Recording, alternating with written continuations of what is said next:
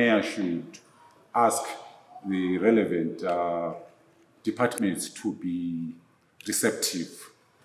We are aware of revenue streams which can maybe lessen the burden on council finances. Kind of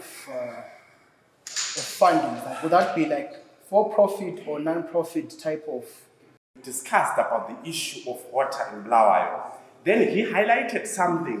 He said there is another dam, a bigger storage, but the problem during the construction of the pipe yakhona yabancane. So if that pipe can be changed, and once there is something shocking, we can last even 2 years without rain, amanzi abekhona kuBulawayo.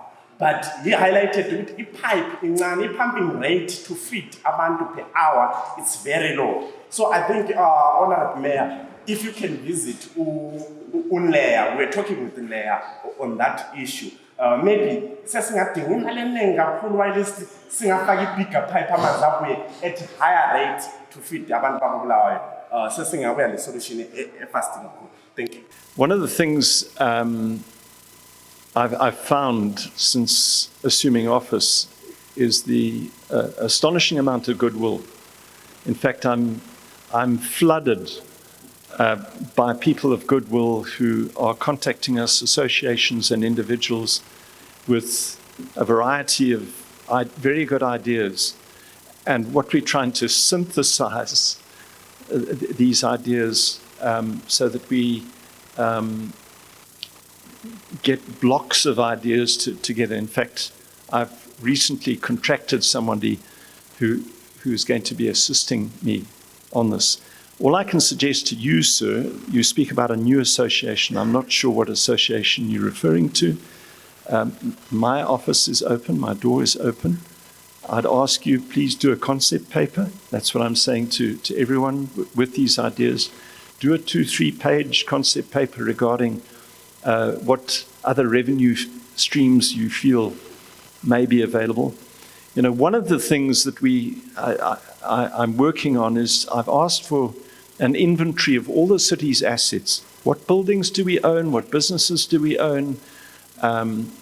What rental agreements do we have, so that we can do our own audit to see how we can supplement income from ratepayers. But it may be that you, sir, and others here today have knowledge that I don't have ideas, and so I just want to say that I welcome that.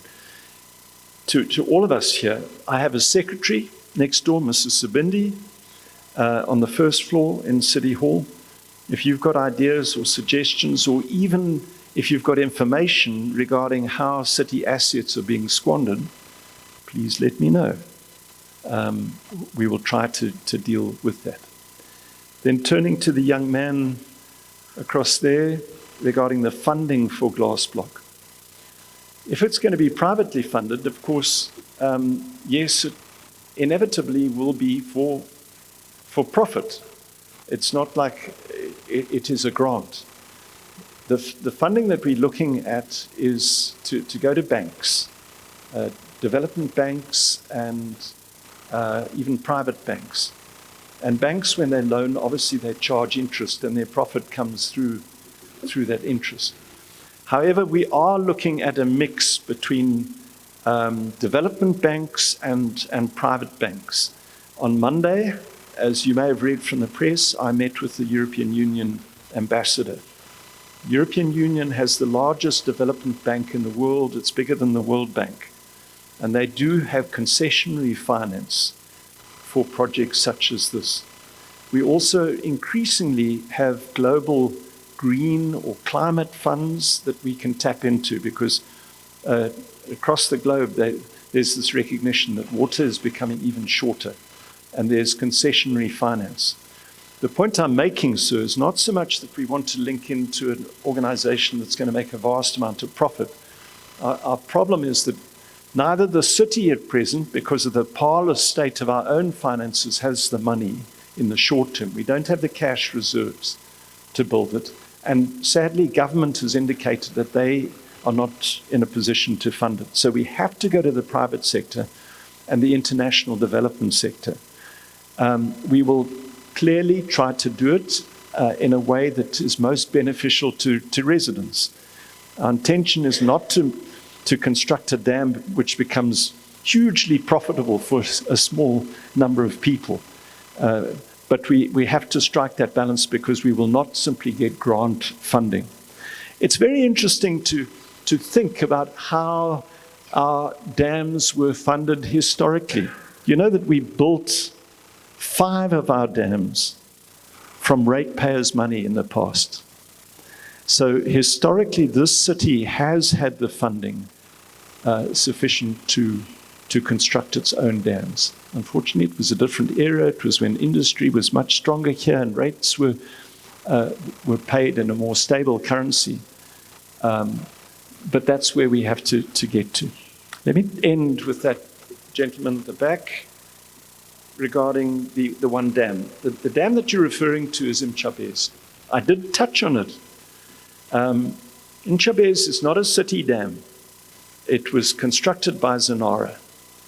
And the pipeline as well was constructed by Cllr. I've taken the time to speak to engineers who know what they're talking about.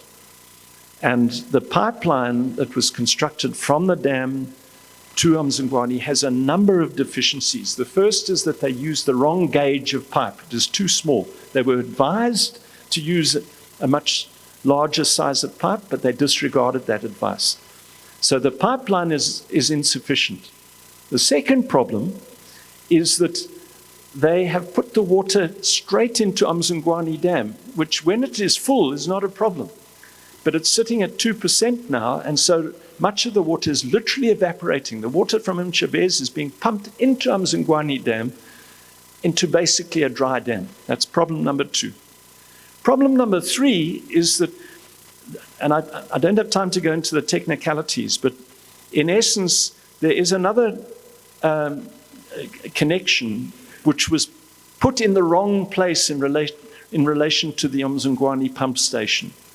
It is downstream of the pump station rather than upstream. And from a water engineering perspective, that makes a huge difference. What we have now proposed, and in my meeting with Dr. Masuka yesterday, is that we have agreed to build a new diversionary pipeline that will leave out Mzingwane Dam completely, so that we no longer will have water going in.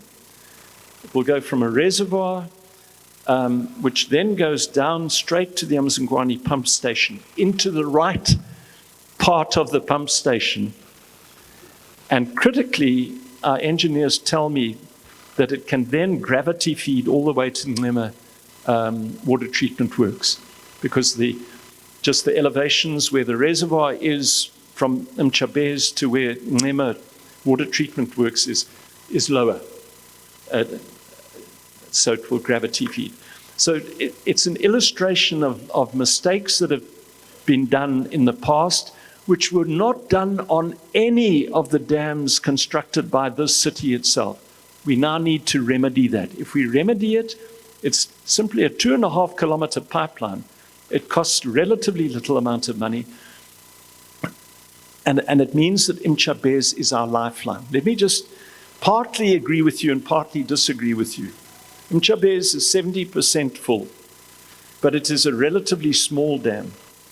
It cannot alone provide us all the water that we need as a city, because we will rapidly exhaust the water that's in there.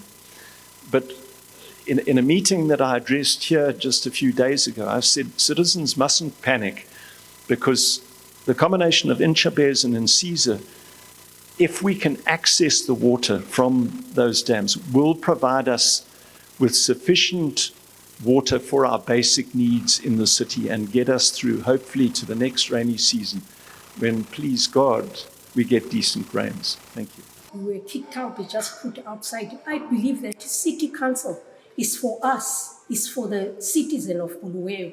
But I was kicked out, I'm outside with my grandchildren. City council, my flat is still empty up to now. They just wanted to see me outside. Not all of us that we own properties I don't have a property, I don't have anything, and I have lived there for 44 years, but I was told to get out. Winter time, May, when it was cold, I was outside. I was given a deadline. But I don't think maybe I'm wrong, I don't think it's fair. It's not fair after 44 years. City Council should have given me a place. If they didn't want me there to the flat, they should have given me a place where I can go stay with my grandchildren. I'm no one. I'm not known. Other people that they came behind me, they are still there. I suppose they were choosing who to go. I would like to know further about this. I'm a climate justice activist in Bulawayo. I'm aware of the Bloomberg funding that the mayor acquired when he went to COP. I wanted to understand if there is a way that we as young people invested into climate issues can access it. And then secondly, after seeing how climate change is affecting the city and the residents as well, are there any initiatives that are put in place to mitigate and adapt to the dilemma?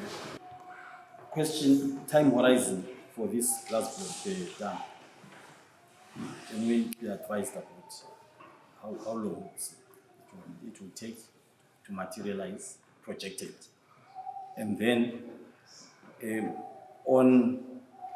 I appreciate, I can see when I walk around the city is definitely being upgraded and improved and cleaned up. Can I suggest that in addition to what is happening, can we have notices all around the city about littering? Because I can see that there are endeavors to eliminate litter, but eliminating litter does not just involve employing people to pick up litter. It also involves educating people, promoting a culture of people not producing litter. Even on the side roads, as you leave the city, going to the suburbs, and the people should be educated against litter. Is that Mrs. Bishop? Hello, Mrs. Bishop. I know your name because you've written to me. Thank you. And it's nice to meet you face to face, even at a bit of a distance. Thank you, Mrs. Bishop. Just sit down and I'll respond. What I'd like to say is that we came into office, I was elected on the 11th of September. And obviously a lot has happened in the council over many years that we now have to try and deal with. There are contracts which have been entered into, which I'm personally dissatisfied about. And there are decisions that have been taken in the past that I'm dissatisfied about. And in your case, Mrs. Bishop, it may be that there was an injustice done. What I'm told the justification is that this was council property and there has been a policy implemented to try and protect our own employees by getting non-employees out of council properties and so that they can be used by employees. I'm not putting a value judgment on that, but I'm just saying that there was that rationale given to me. It's very difficult now to undo decisions like that. And to be frank with you, I'm not sure that we can address your own plight. I just need to be frank with you.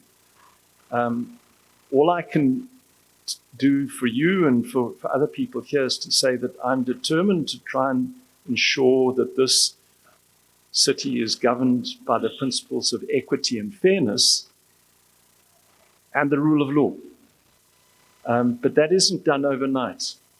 We are trying to instill a different culture, particularly a culture of greater transparency. So in the case of someone like yourself, it may be that we've got to take hard decisions, but then those need to be explained publicly so that everyone understands And also, we can't be seen to be throwing destitute people into the streets, similar to dealing with Fifth Avenue and informal vendors. I've said in dealing with Fifth Avenue, we can't just get truckloads of police in and tear gas, because many of the people in Fifth Avenue are dependent on what they do. They don't want to be in those positions, and so we have to strike that balance.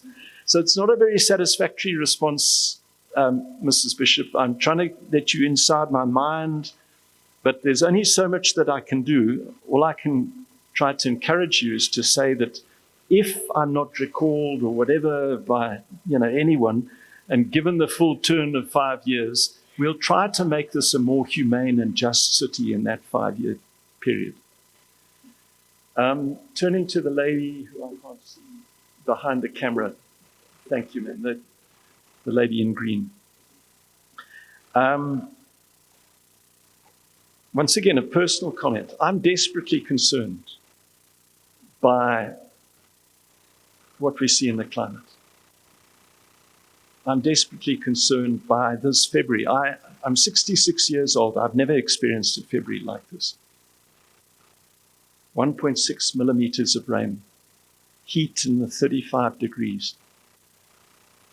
I see tree cutting going on throughout our city. I don't see us planting trees in our city as we should be.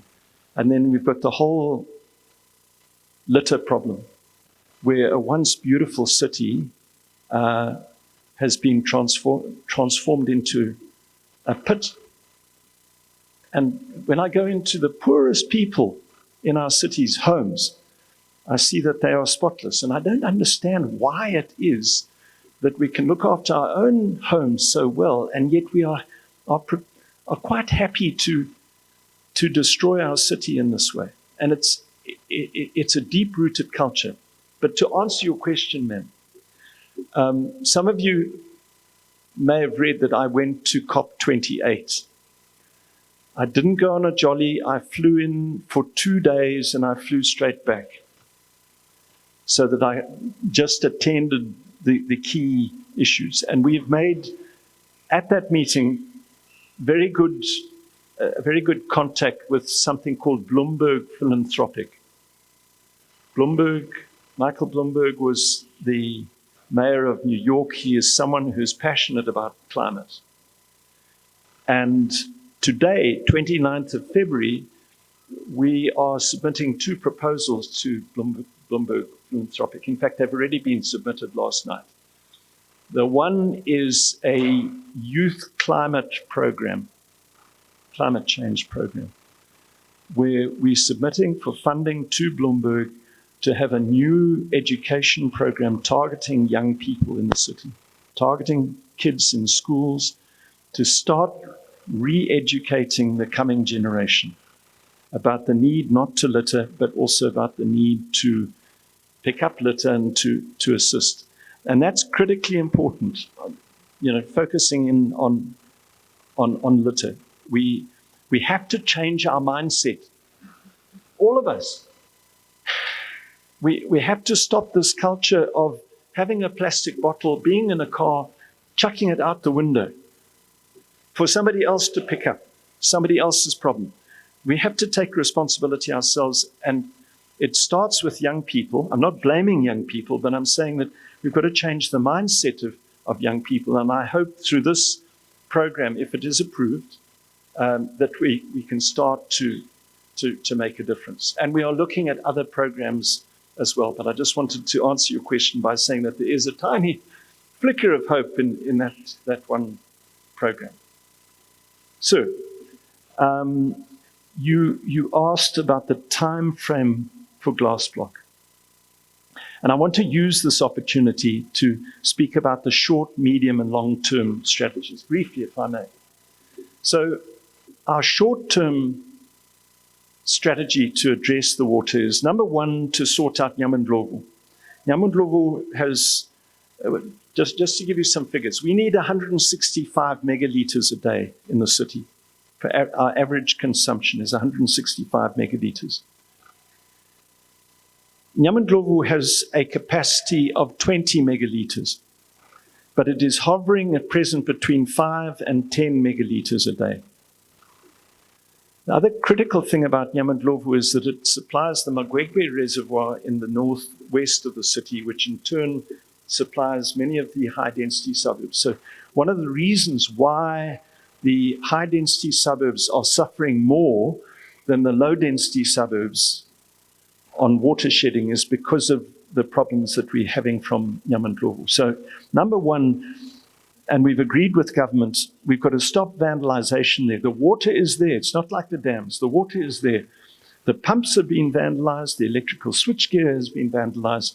And you might have seen my call for the police and, if needs be, the army to be deployed to protect Nyamandlovu so that we get it up to its full capacity of 20 megalitres. Then secondly, I explained earlier that although we've got 6 dams to the southeast, 4 of them are virtually dry. The dams where we have water are Nchabez and Nsiza, but the problem with both of those is, as I said to that gentleman at the back, that the pipelines are gravity fed and they cannot generate sufficient water for our needs. We have water in those dams, and so our strategy is, as I explained on Nchabez, to divert the pipeline and also to put boosters. I didn't mention this to that question.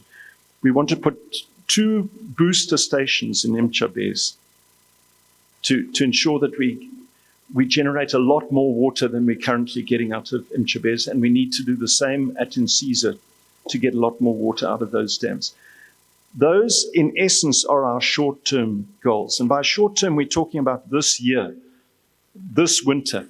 If we don't do that this winter, we are going to be short of water. But if we do those measures this year, then we will have sufficient water. We won't have 165 megalitres, but we will have enough for basic needs in the city and get us through, and that's the sensible thing. But to get to your question deals with Glass Block Dam, which is our medium-term strategy. As I explained earlier, our medium-term strategy is build Glass Block, rehabilitate Nema treatment works, expand Tuli Reservoir. It's not overnight. It will take at least 2 years to construct Glass Block. And to construct Glass Block, to construct the pipeline, to rehabilitate Nema, at least 2 years, not less than 2 years, from the time of starting. And we haven't even got the funding yet. We need to raise a considerable amount of money. We probably have to raise $150 million to do everything. And that's not going to be, we must not underestimate the difficulty of doing that. But we have to start doing it now. It's not going, it provides us no solution to our current crisis. But we hope that we will get water into those dams by the 26-27 rainy season. 2026-2027 rainy season.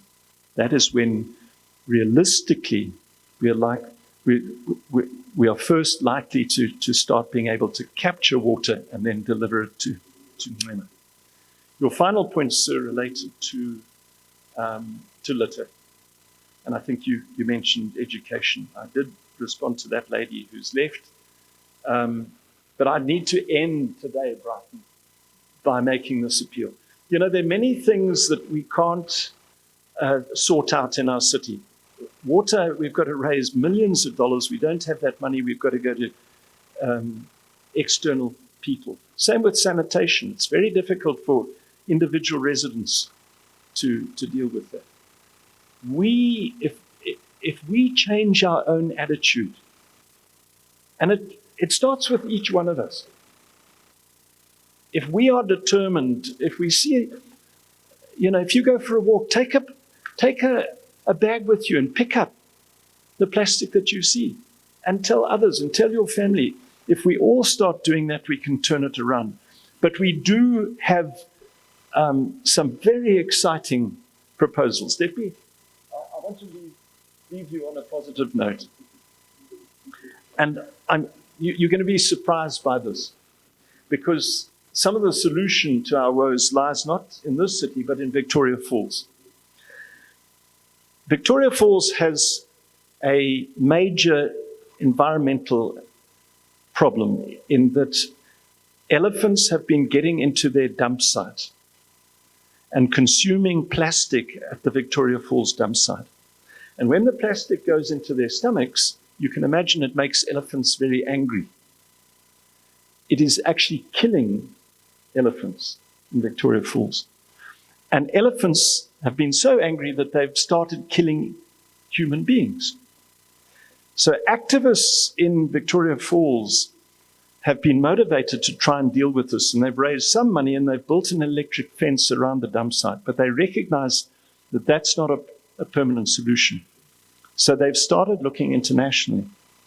And their goal now is to make Victoria Falls a plastic-free city or town. And in their research, and they've looked literally throughout the world, they have come across new technologies that can take plastic and turn it into two types of plastic. Firstly, to build things like water containers. And secondly, as I mentioned earlier, you can take plastic and turn it into aggregate. Aggregate which is used in cement and in road construction. But their problem is that they need a certain tonnage per day to make it commercially viable. So they've contacted us, and we are in touch, and last Thursday I flew down to Johannesburg, and the Victoria Falls people came to Johannesburg, and we met with senior business people, and we're now putting together a business proposal. And the business proposal is as follows: that we will construct in our city a waste management processing plant. And that processing plant will be located close to Ngozi Mine and close to sewage works. And it's an integrated project. So plastic will come, we'll use our railways.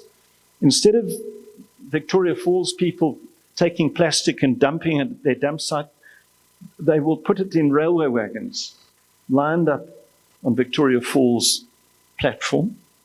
So all their plastic goes in there. Same with Wange, same with Gweru, same with Beitbridge, same with Gonda, same even possibly with Francistown, using the fact that we're the railway hub. And we bring all the plastic to this waste management factory, basically, close to Ngozi Mine. We use in Ngozi Mine all the plastic that's in Ngozi Mine at present, tons and tons and tons of plastic. And we tie it into our sewage plant, which can generate biogas.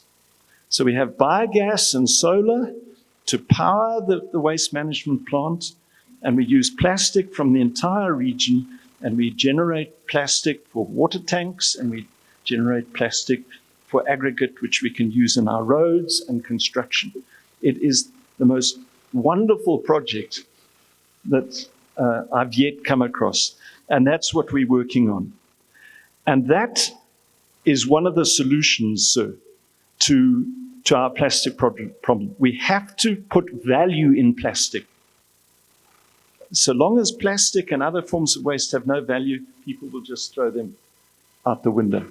So that's critical. We need to put value in plastic and have a processing plant that can take that plastic. Secondly, we need to educate. And then thirdly, now is the lawyer in me speaking, we need to restore the rule of law. We have bylaws here.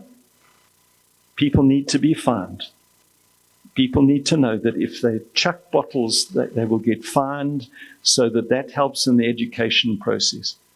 This is not going to be an overnight thing. If I can get this thing running in my 5-year term, I'll be delighted. But this is the vision. This is the way forward for our city, but the entire sub-region. And I hope that gives you some hope. Thank you. We have political maturity because the way things are going, I think there is no political maturity. But you can maybe assist in us. During the call, now there's an open system that is used. We have a number of references to draw from. We have rejected the second constitutional amendment that they consented with it. So yes, consultations are undertaken, and currently they are meeting to introduce what is called the Political Registration Act. So in what way do you propose in terms of dealing with the loopholes? Because at the end of the day, it's important to understand that political parties are major stakeholders when it comes to the reform. Citizens, when they vote for a particular candidate, it's as good as they have forgone their right, looking at the slogan contest. Once you vote for a leader, then you have forgone your right. Your power exists before election. After election, you have forgone that power. And when political parties didn't get a stakeholders. So in what way do we deal with the local issue? Thank you. I have a question on funding. I heard that on the repose you stated the solution, whereby you stated the certain section whereby you can stop permanent repose. But from a presentation that I realized with all the problems that we have at Blawayo, the major problem is funding. So, and also state into S04EP53 for Blawayo to have enough funding is that it is now centralized in Harare. So my question is there no any amendment or section whereby we can stand we rally behind decentralized funding for all the provinces in the country? Because even if we stop because even the new personnel again, I cannot do anything now in funding. So I think the main problem that we can rally behind is really decentralization in our funds, whereby every province can adopt the same cause where we can stand, we rally behind it as our provinces all over the country and put pressure on the government. Because we can discuss and give solutions if we are not going. Is it really about multi-currency?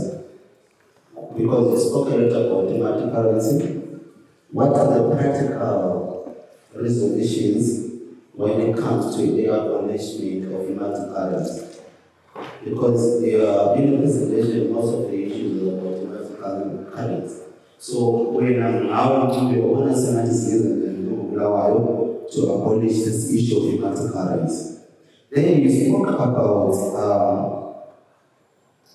devolution. Is it an issue of devolution or is it an issue of the city council itself not adhering or failing to implement the consequences or the resolutions of devolution of itself? So is it a devolution? Then in your presentation, you look at politics. Is it about politics or is it about maladministration from the political side? Then lastly, you spoke about Bulawayo being poverty-stricken. Are we really poverty-stricken, or we're in a situation whereby, yes, we're in a country whereby but in as much as like that, this situation yet, or in country, or in city council yet, yes, we get whatever that we can so as to maintain the country if you ensure that there's proper service delivered and adequate delivered to the people that are in the ground. Thank you. Umbuzo wokuqala uthi, does Zimbabwe have the political maturity? The answer is no, it doesn't. We are not yet mature as we are supposed to be as a multi-party democratic society. If you look at the ideals of the Constitution, the principles of the Constitution, the founding values of the Constitution, the objectives of the Constitution, they envisage quite a fundamentally different society from the one that we have now. The Constitution provides quite extensively for the respect for human rights and democratic freedoms. For a government that respects the Constitution, it provides for free and fair elections, it provides for devolution of power, it provides for traditional leaders who are non-partisan, a judiciary that is non-partisan, the security forces that are non-partisan, and so forth and so forth. Many of those ideals are yet to be realized 10 years later. That reflects that we are not politically mature as a country. If you look at the political discourse that is prevailing, the relationship between the governing party and the opposition parties, it shows that we are not mature. Even the way you relate to each other as citizens of Zimbabwe coming from different political parties, it reflects that we are not politically mature as a country. We are not. The amount of antagonism, the hatred, the anger that is directed against people that are coming from a different political party is actually shocking. You know it. You find it very difficult even ukucela isawudo komakhelwane just because you support any party. Yourself.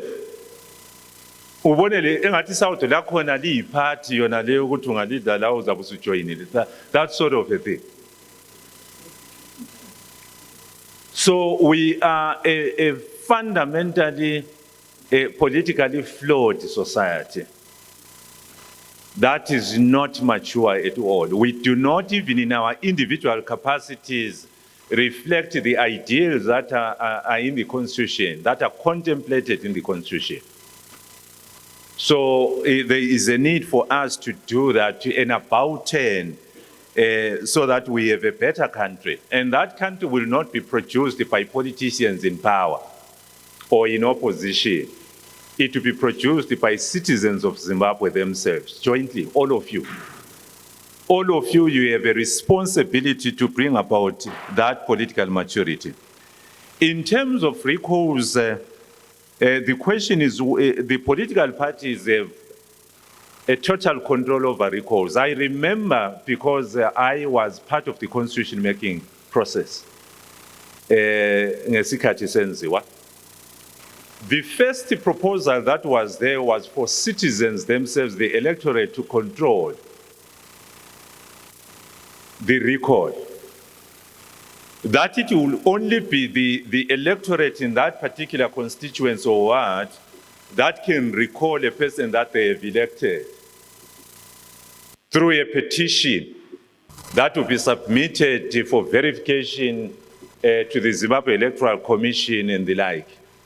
For some time, that proposal had traction. It had support until towards the end of the constitution-making process, when the political powers that be, and I must state in both the ruling and opposition parties, because I was there, I know, they wanted something that would be controlled by the political parties. And this is what you have. So you elect a person, the next thing is that the political party takes over, and they can recall that person for whatever reason. Whatever reason. If they don't like the religion of the person, he can be recalled. If they don't like the color of the person, he can be recalled. If they don't like the fact that he's a woman or man, he or she can be recalled. And there's nothing you can do about it as the constituency. That's a dangerous arrangement. It must be changed to empower the electorate, to empower the people that are represented by that person. It's very, very important. And also, as long as the political parties themselves are in control of the power to recall, even if the person is not delivering, as long as the leader of the political party is happy with their non-delivery, they won't be recalled. So you will stay with that non-delivering representative for 5 years, just because maybe they are able, they are likable to the leader. We need to do away with that. In terms of funding from central government, let me combine this. Our constitution quite clearly provides for devolution of power. But in this country, certain provisions of the Constitution do not self-implement. They require a piece of legislation. For 11 years now, we still do not have the Devolution Act. It is there in the Constitution, but the government has done nothing to devolve power and to define the amount of power that is then deposited with your local authorities. And that devolution has to go with the revenue collection power and some of the powers that are needed to ensure effective service delivery. So it is our responsibility to advocate, to push those that are in offices to ensure that the necessary piece of legislation is in place to ensure devolution, decentralization, as you have been calling it here. Lastly, you say in your question, are we poor or we are not poor? We are poor. This country is poor. I mean, when I'm talking about the country, I'm talking about the citizens themselves and not the potential wealth that is in mineral resources. We have the gold, we have the diamond, but it is not in your pocket. Most of the people in this country, the number of people that are living below the food poverty datum line are huge. The number of people that are earning money that does not take them through a month, a week, range in hundreds of thousands. It's only a limited number of people that have access to the resources that are there in the country. Therefore, we are very poor. And we are poorer today than what we were before. You just need to look at your roads. You just need to look at your industry. There is no way we can be wealthy when the city of Bulawayo or the industries have closed. Where do you get your job? And it is possible that the fact that this building is so full, you see how many we are? And it's just 11 in the morning. Do I need to expand on that? It's only a few of us who have banked their jobs or who have decided to say, for many people, they came because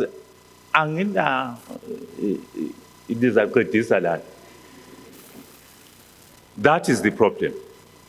We are a poor country, we need to change that. We have access to resources that can change the poverty.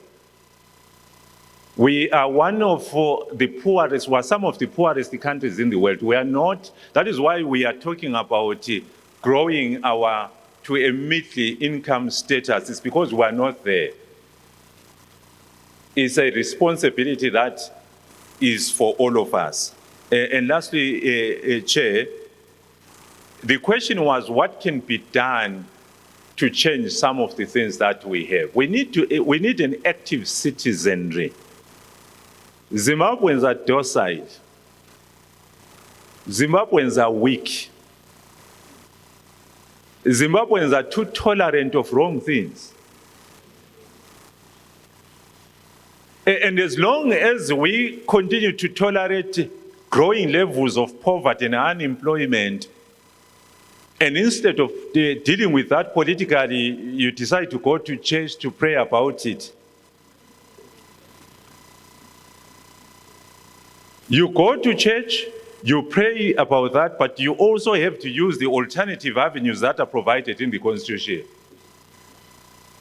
to deal with dysfunctionality of politics that is breeding poverty. Deal with Bajila here. Don't pray for him only, confront him. I thank you.